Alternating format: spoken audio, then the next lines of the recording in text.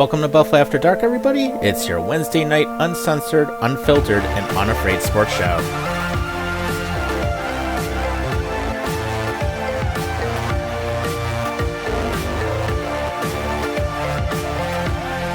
You still up? This episode of Buffalo After Dark starts now. Hi everybody, welcome to Buffalo After Dark. It is Tuesday night, April 11th, and you may be wondering, why are we on tonight? Our show is on tomorrow night. Well, guess what? I wanted to come on just to give some reaction to the ending of the Sabres season tonight, well, in terms of the playoffs. And then, of course, tomorrow night we're going to do our mock draft as we usually do. But in the meantime, I just figured if you guys wanted to call in, talk a little bit of Sabres hockey tonight, I'll be here till about 10:30. And we're going to kind of go old school. We're going to do it after the horn style. So if you want, call in 929-205-6099. Also, I do have the Facebook chat up and running, so certainly feel free to jump on, and happy to talk to you. So tonight, the Sabres, they gave it a hell of a run this year, and it took 80 games, but unfortunately, we did lose to the Devils 6-2. And it wasn't for lack of shots. I mean, we outshot the Devils 38-30, 27 scoring chances compared to 20.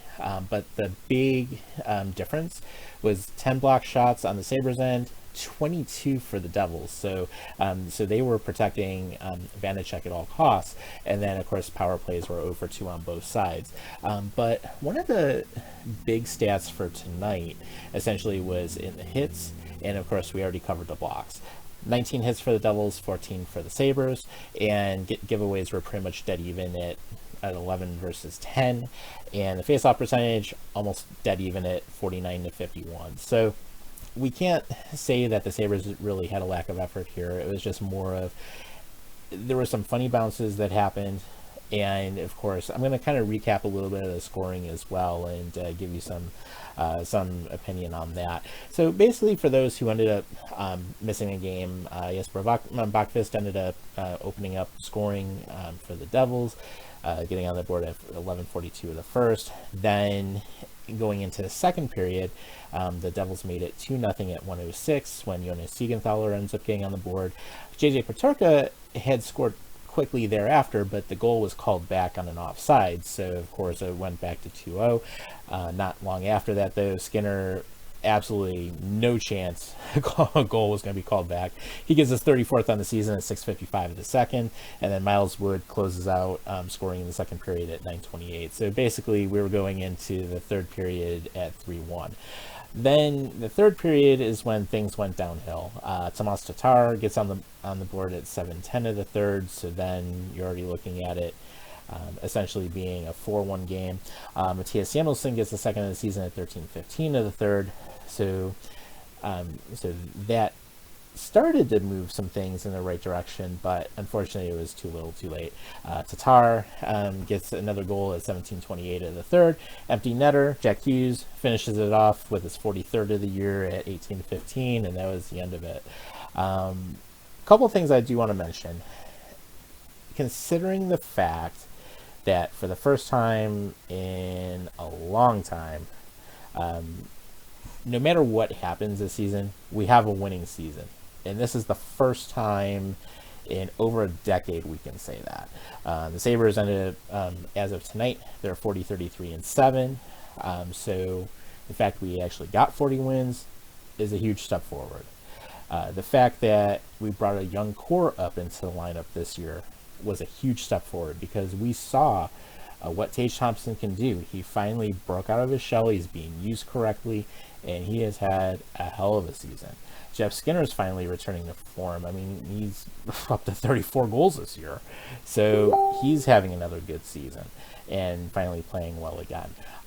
We've seen some good flashes from Owen Power. We've seen good flashes from Dylan Cousins. We've started to see Middlestat, especially with him not being paired up with Olofsson, start to emerge and play better. And then, of course, Peterka's had some good stretches throughout as well. So the other thing I also want to mention, Devin Levi, since he's come into the lineup, I think he's really brought a whole different energy to this team. And the way I look at it, I have no doubt he is the man next season. just based on how he's played. And there's a lot of good things to say. In terms of his glove hand, is one of the quickest I've seen in a while. And the way that he can move side to side in the crease is definitely an advantage. He reminds me more of a Ryan Miller in that sense, or a Carey Price, with the good lateral side to side movement. Now, he does have to work a little bit on his rebound control. That's going to get better. I'm pretty sure of that, because he is adjusting still to the NHL game. But when you look at it, when he's had 4 out of the last 6 starts, or essentially, and you go 4-2 in your debut, I mean, he's already, in my opinion, proven to me that he's not going to go down to Rochester. He's going to play games up here, and we're going to give him some time up here. And I think that's a good thing. We finally have a good goaltender that we can go to. Now, some might be thinking, well, what happens if we stick with Devin Levi? Well, I think it's a pretty straightforward answer. What's going to probably happen, and this is something that we've talked about on our show before, is that we're probably going to see Eric Comrie get the boot. I don't want him here. A lot of you guys don't want him here. As far as I'm concerned, he sucks as a goaltender. He's the worst out of all 4 that we have right now. So I think he's done. He's worn out his welcome. UPL, what I would honestly do, as much as I hate to say it, trade him. And some people may think, well, UPL is still a young goaltender, and he may, in terms of development, he may still get better.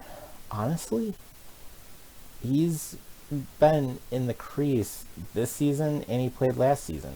And he also had some glimpses the year before that. And I think what happened is just he has not adjusted to the NHL game. He is, it doesn't help that we haven't had good defense in front of him. But at the same time, what's also happened is that he just has not handled rebounds well. He doesn't move as well side to side. I don't know if it's the hip surgeries that he's had to have, but as far as I'm concerned, he's not going to be the starter. At least as far as I can tell at this point. Levi, in a short time, has shown that he can play well in a shootout. He can control games very well. Yes, he had the bad game against Detroit. Yes, tonight didn't go as well, although we outshot the Devils. But a lot of that's on our defense. And that is going to be something I address in a moment.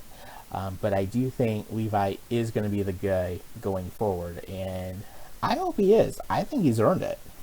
And I would say, give him the last couple of games of this season, and let's see what happens. Let's see him play it out and go from there. I do like the fact that Samuelsson has started to play better. Thompson, we know, has been hurt, so he hasn't been taking as many faceoffs. He's going to heal up. He'll be fine. But we really have a lot to look forward to in the upcoming draft, because this draft is pretty deep. And plus, when you also look at some players that we have in the system down in Rochester, I think what has happened is we've really started to see how this team has moved forward. And let's give it to Kevin Adams on that. He's done a very good job building this team in the time that he's taken over for Jason Botterill. Now, I will give Botterill some credit also. He did do some decent drafting, and some of the players we have in Rochester were drafted under the time that he was here. So the fact that we took some time and we developed them, and that translated to good performance on the ice, again, that's another good step forward. So I'm not going to discredit that whatsoever. That was definitely a big part of what we saw. But the fact is, the last 10 plus years, we haven't even talked about having meaningful hockey 80 games into the season. That hasn't happened. And I remember back to when we did have that going on a fairly consistent basis. We were always a playoff fringe team or in the playoffs. So the fact that we even had all of this happening all the way till now, just 2 games before the end of the season, for the first time in over 10 years. That's a big accomplishment. So it's a good step forward. Now, I will say this. I know that a lot of you are not going to be in a good mood knowing that we lost. I know a lot of you are not happy that we lost. I'm not happy we lost, obviously, because I wanted to go see a playoff game for the first time in God knows how long. But let's look at the accomplishments this year. The scoring on this team, where you have 5 players that are in the high double digits. We haven't had that in I can't remember the last time we had that. I mean, Thompson, Skinner, Cousins playing well. It's really nice that a lot of the offensive attack is fairly well balanced. Now, of course, Thompson is our leader in terms of offensive production and goal scoring, but it's nice that we can spread that out and we can balance that out. And we don't have to rely on one player every single night.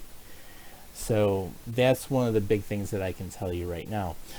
So basically, with the way that everything's looking at this point, the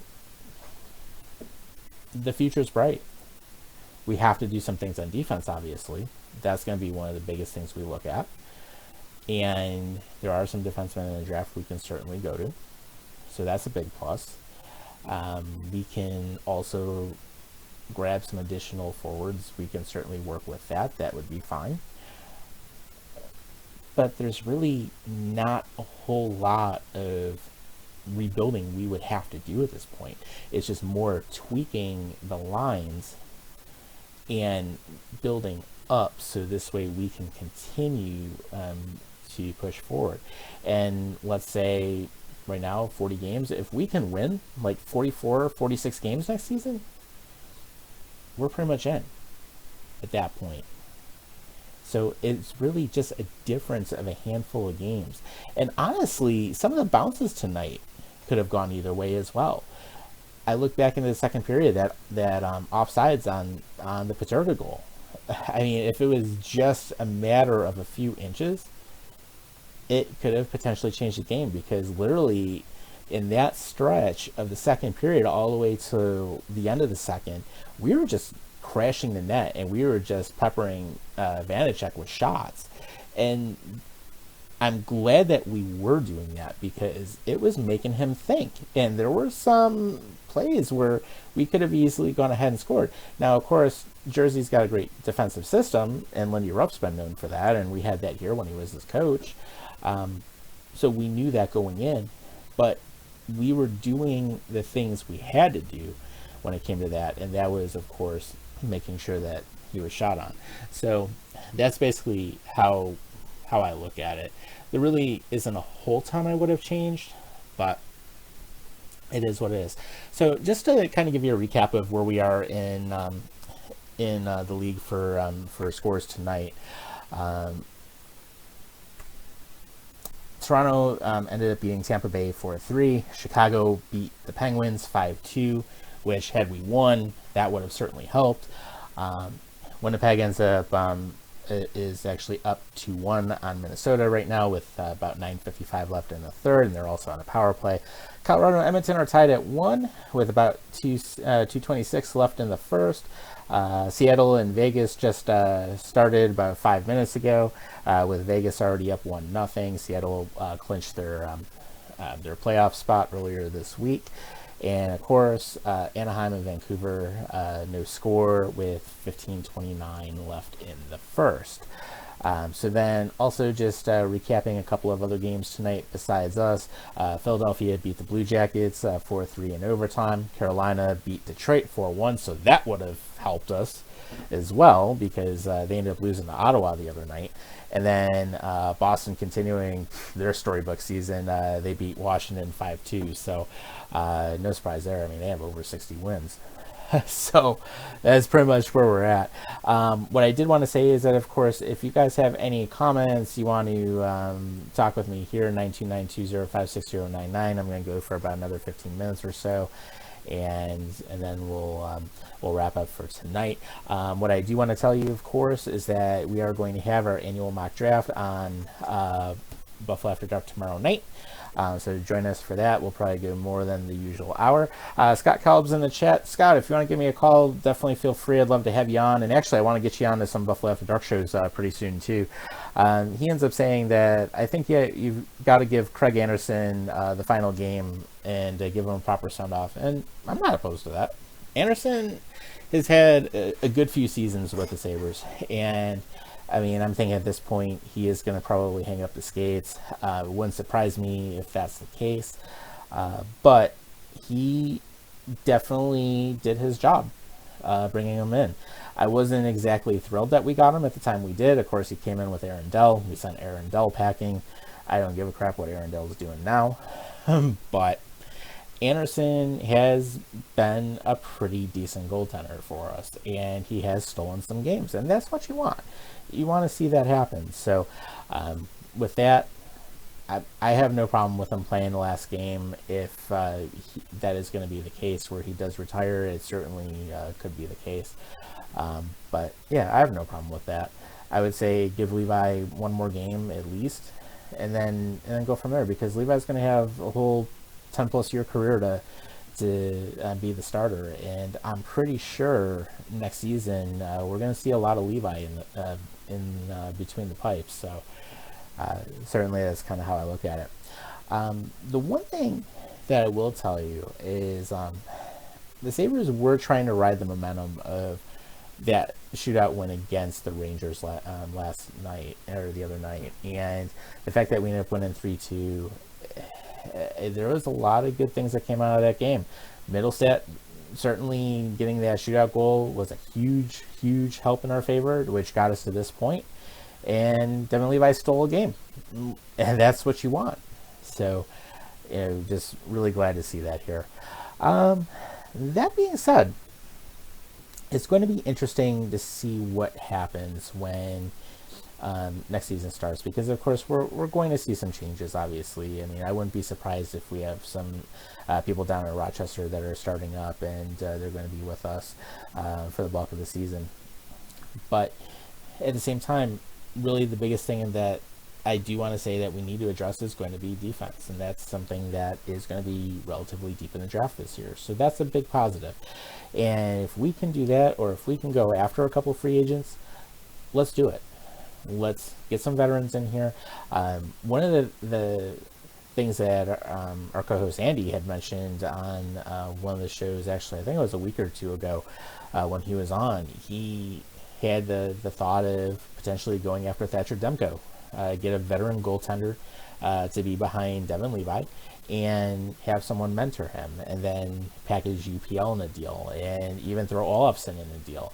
Honestly, I wouldn't mind. I mean, I think it would be addition by subtraction, because then what happens is that Levi has a good goaltender with a good history to look forward to look up to, and at the same time, Olofsson, to me, proven he should be her long term. The change in middle ever since not playing with Olofsson, his game has improved. Now, I will say the jury is still out on Middlestat. There's still certain things about his game that I don't like, but at the same time, Middlestat did start to pick up the slack, and he started to perform more consistently ever since he started to not play with Olofsson. So that's another thing we have to look at. And I personally think that if we were to go ahead and look at dealing Olofsson at this time and deal UPL at this time, and possibly go after Demko and maybe get like a low-end pick, I mean, there's no reason not to. I think it's absolutely something that should be considered, and it's certainly something that we should be looking at everything to essentially help build the team and help move it forward. So that's kind of how I look at it. That being said, the Florida Panthers have clinched a playoff spot. So that's one thing that we also see. Yeah, it's just another night where things would have gone our way had we gotten a win, and unfortunately we didn't. So, former Buffalo After Dark co-host Robert Hazu says there's Devils fans who feel bad about the Sabres for what happened tonight, and I bet, it happens. It happens. I mean, there's a lot of people that would have loved to see us in here, and certainly that would have been pretty cool. So, that would have been that. But no, it's nice to see the team getting some respect now as well. So that's definitely cool. Scott says updating his Zoom, be there in a minute. All right, cool. Yeah, if you want to jump on, we'll talk for a few minutes. We'll go, get your game reaction and just your thoughts as well, and then certainly we can do that. Anyone else who wants to call in, 929-205-6099 gets you on the air. And of course, we've got the Facebook chat running. We'll go for another few minutes and just get your game reactions here. That being said,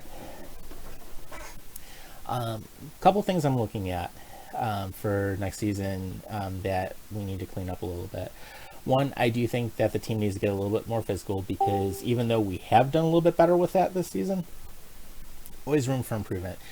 You can't get out hit 11 times in the game and expect to win, especially if you're going to go deep into the playoffs. You got to be able to hit. You got to be able to control the corners. The other thing I noticed is a couple times during the game tonight, there were some odd man rushes, but I also noticed that we were not controlling our zone as well as what we did against the Rangers. So that has to clean up a little bit. And certainly that can happen. We have the players to do that. But we also need to strengthen our defensive pairings at the same time, because really, besides Dahlin and Samuelson, the defensive quality drops down tenfold. I mean, that's going to be one of the things we obviously have to look at. From there, Levi's going to continue to improve. I know he's going to get some work in on the offseason, so that'll certainly be fine. Offensively, there's not a whole lot we need to worry about, but we'll go from there. But not a lot that we have to fix, which is a big positive. So very happy to see that here.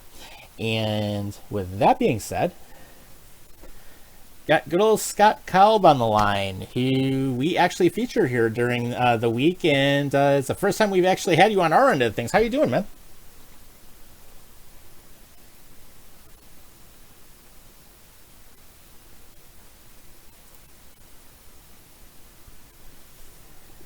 And I think Scott's still joining us too, because I do see he is muted, but he'll get on here in just a moment. Sorry, can you hear me now, Tom? I can, man. It's been a while. It's the first time we've ever had you on here. Welcome. How you doing? I'm hearing you twice. Let me close the Facebook window. All right, am I still there? Yeah, you're still here, man. Okay, cool. I was hearing you twice, but thanks for the invite. I appreciate it. I've been a fan from you guys for a while. I'm from Buffalo originally, and we have some common friends up there. I'm down in Palm Coast, Florida. Nice. I work in restaurants, so I have some night hours sometimes that I'm working, so I don't always get a chance to see the game. I have the ESPN Plus, so I watch on there a good bit. I'm very happy with how far the team has come this season. I think Kevin Adams and the group have done a good job of getting players that want to be in Buffalo, of course, and we can see that difference with like Alex Tuck and some of the guys, and just been very excited with the direction we're headed. Yeah, I know we haven't made the playoffs in a long time, and tonight was it hurt a little bit, but it was a tall order to fill, having to win all 4 games here at the end, and having the other teams not get over 92 points. But we had a couple stretches, during the season where we didn't win a lot of games, so had we won a couple more there, of course, shoulda, coulda, wouldas. But overall, I'm happy with the direction we're headed in. I think we've made some good choices as an organization. We have a lot of talent down in Rochester. As far as Casey Middlestat, I've been reading on Facebook, a lot of guys were bagging on him. And yeah, you get them on a different line with different line mates, and look what can happen. It can happen for anybody. You just got to get the right combos, But appreciate the work that you guys do. I don't see a lot of people responding to you, but I think it's awesome that what you do here. Thanks for having me on. I love the Sabres. I used to play hockey when I was little. And, being from Buffalo, that's what you do, Bills and Sabres, Yeah, absolutely. I mean, and I grew up around hockey as well. I mean, anyone who's followed our show for any amount of time knows my dad was actually a junior Sabre way back when the team first debuted. Oh, that's cool. So it was pretty cool. And he had the chance. He could have played in the AHL. He decided not to. But the other thing I wanted to do since you're on as well, I know you guys have actually done quite a bit of good things as well, because I know you guys with 24/7 Buffalo Phantomonium, you guys run some football shows during the week. And I was going to say, give you some time. It's if you want to plug what you're doing over there, by all means. I actually don't have any affiliation with them. I'm just in the group, reading and whatnot. So, and I don't do a lot of this video thing, but I got a new camera, and I'm excited that you called me out with my comment, and then I'm glad to be here when I can. It's been really cool. I appreciate it. I'm a huge fan of the Bills, the Sabres, like I said, and I love being involved in any of this kind of talk. And it's unfortunate, you read these Facebook groups and there's so many people that bag on the Sabres and this and that, and you're allowed to have your opinion, and I know it's been a long time since we've been in the playoffs, and I'm really excited. I think we're heading in the right direction. Yeah, I agree. I mean, we're getting there, and there's really not too many moves that we really have to change at this point. And of course it'll be fun, because now with going into next season, there's really going to be a pretty good hype, I think, with this team, and especially knowing what's going on in Rochester, what we've started to build up here. The future's bright. I mean, for sure. There's no doubt about it. Look at what Colorado did last year. They built their team up. They got a bunch of young stars. They had the speed, and they just, for me, I thought they had a good team for a couple of years, and it kind of surprised me a little bit last season. They just punched through and did it. And you're looking at the league. What are the good teams? They're young. They're fast. The Bruins kind of surprised me a little bit. I thought they had a good team, but I didn't know they were going to be this good. Yeah, but then on the other hand, it's crazy. And then you look at, though, the playoffs is a different kind of a game, though. It tightens up. So you can wheel and deal all you want during the season, and the President's Trophy winner doesn't always do that great in the playoffs. But we'll see. They've got a good team. Yeah, and actually another team that a lot of people may not have thought about earlier in the season, the Seattle Kraken, they punched themselves into the playoffs already. So they've come a good way too, and it's good to see them do things the right way as opposed to the way Vegas did it a different way, for sure. And they were successful early. That was crazy how they were able to, the GM, to wheel and deal with the way he did, and I think that caused the NHL to kind of take notice a little bit, because some of the teams might have been a little grumbling about over how quickly they were good. But I mean, the GMs made their deals. There was nothing illegal going on at the time. So very true. And actually, it was crazy. And talking about the Kraken and the Golden Knights, they're actually playing each other tonight, and it's tied 1-1 with about 7:40 left in the first. And I mean, Seattle right now, I mean, 46-26-8 versus 49-22-9 for Vegas. I mean, they're both right around the same. And I could say, I mean, two good teams out west, but really glad to see Seattle pick it up in the second year and really go forward. I mean, it's good for the league.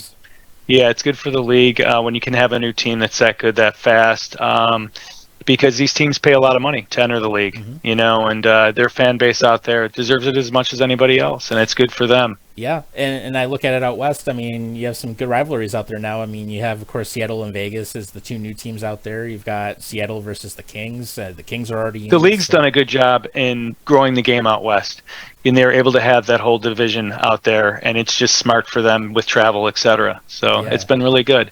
Now, my mind, when I'm talking about the league and where it is, I'm kind of grew up with Quebec, I kind of missed that team being up there, the Nordique, and I think that's a disservice to Canada not to have a team there, Same here. It's unfortunate. Same here. I mean, I remember the early So, I mean, if you 90s. look at if the Coyotes can't get their crap together down there, that just seems like they just can't seem to do anything right with the building and arena. It's sad they're playing an arena with 5,000 people. I'm glad they're still there, but it's sad. Yeah, and even right now, one of the things that came out late last week is that now they're getting sued for the new arena, possibly. So, well, they're going to try and sue the city, is what I last read. I might be wrong.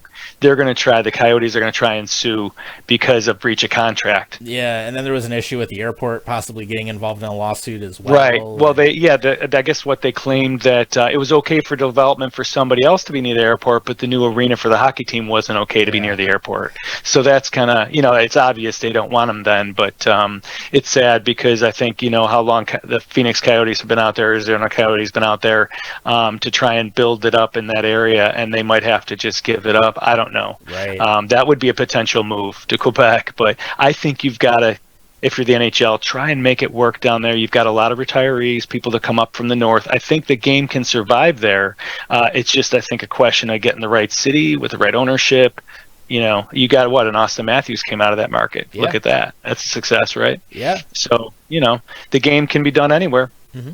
It's very true. It's very true. And especially if the NHL were to expand further, I mean, I would love I think to at this point, you know, I'm all for expansion, but I mean, you look at those old purists that say, "Oh, you're watering down the talent too much." I don't know. It depends on the market and the situation. For me, anyhow, my opinion. Right now, we have 4 divisions, 8 each, 16 per conference. You would probably have to add 4 teams, maybe. But then my own opinion, I would think maybe go to 3 divisions per conference. So if you add 16, you got to do the math on that. So anything divisible by 3, right? To have 3 divisions just to balance it out. Yeah. But it just depends. But yeah, you got a lot of talent in the minors, sure. It just depends on where you see the talent level going. And, you know, the league's always going to be looking for more money. Right. More markets mean more money, you know, expansion fee, etc. You know? Yeah, and one of the things I would love to see if expansion were to take place again, I would love to see the Nordiques come back because that would be cool. That was a fun team to watch back in the day. Yeah, I like the nostalgia, the fleur-de-lis on their uniform, and Quebec. I just remember some great Sabres games in Quebec with Stastny and the whole group, the whole thing. Yeah, and then of course, I mean, I remember 1991, Rob Ray fighting the fan in the stands. Of course, we have, of course, going way back, there was the massacre. He didn't have enough to fight on the ice. Yeah, and then of course, going back even further, I mean, the rivalry between the Montreal Canadiens and the Quebec Nordiques, and those two teams absolutely hated each other. And then, it was great. Back in the good old days when everybody's fighting and there's blood everywhere and people losing teeth. Yeah, the massacre game when there was like over 300 penalty minutes and at least like the good old days, right? Yeah, I appreciate though how far the game has come. It's more about skill now. I appreciated it back then. You know, I like some change. It doesn't bother me. You know, there's still all that's on film. You can rewatch it all you want. You know, and there's still good room for enforcement as well. It's just, I mean, a lot of it now. Nowadays, yeah. I mean, if you open up the door for enforcers, then you've got a guy on the roster that's taken up a spot, and then you got headhunting and all that back in the game. So I'm kind of against that. You know, I like the skill. I'm all about if somebody takes a cheap shot, you got to address it, like Rob Ray says during the games. All for that, but not crazy goon headhunting crap. No, that does not belong in the game. Gotcha. You know, like in the movie Slapshot, just some English pig with no brains. Slapshot is a good movie. If anyone hasn't seen it by now, you got to watch it at least. Oh, that's a classic. I mean, there's so many laughs in there. Of course, it's an adult movie, you know, but good stuff. For sure. Yeah. So I was going to say, you know, with that, I mean, I know we've gone pretty much, we've gone our half hour tonight. I know we'll wrap up, but what I was going to say though is definitely, of course, you know, we're on Wednesday nights. Feel free to call in, obviously. And if you want, you know, feel free to join us. We'd love to have your take, especially when it gets closer to football season and next hockey season as well. I appreciate that, Tom, a lot. I like being in your group. I like watching you when I can. It's not a whole lot. I work a lot, about 50 hours a week, but I like the work that you do, and I like to have more people involved if you can get them, you know? Yeah, absolutely. So, of course, you're always welcome to join us anytime, and, you know, we'll definitely be glad to have you back on. Awesome, Tom. Thanks, man. I'll hit the road for you, brother. All right. Be well. Let's go Sabres and go Bills. You got it, man. Thanks for joining us. And then my pleasure. You got it. All right. Take care. You too. All right. And then for everyone else that was part of the show tonight too, of course, we appreciate you jumping on as well. You know, Scott, we've been wanting to have on here for quite a while, and glad to have him on finally. I mean, he's been following us for a long time, so glad to see that. We'll do tomorrow night, Buffalo After Dark. We're going to have the mock draft, so of course it's going to be me, Andy, Adam, and Bobby as usual. We're going to go at least a good hour. We're going to do some simulations. Also, we have our drafts actually make some in-draft trades this year, so we're going to go ahead and do that. Obviously, keep it on our page. We're going to keep bringing out the news and different things that do come up during the week. I know there's going to be some stadium talk coming up later this spring, so once we have the confirmed groundbreaking for it, we'll cover it, obviously. But from there, I just want to say thanks for joining me tonight. I appreciate it. Join us tomorrow night. Until then, take care of yourselves and each other. We'll see you.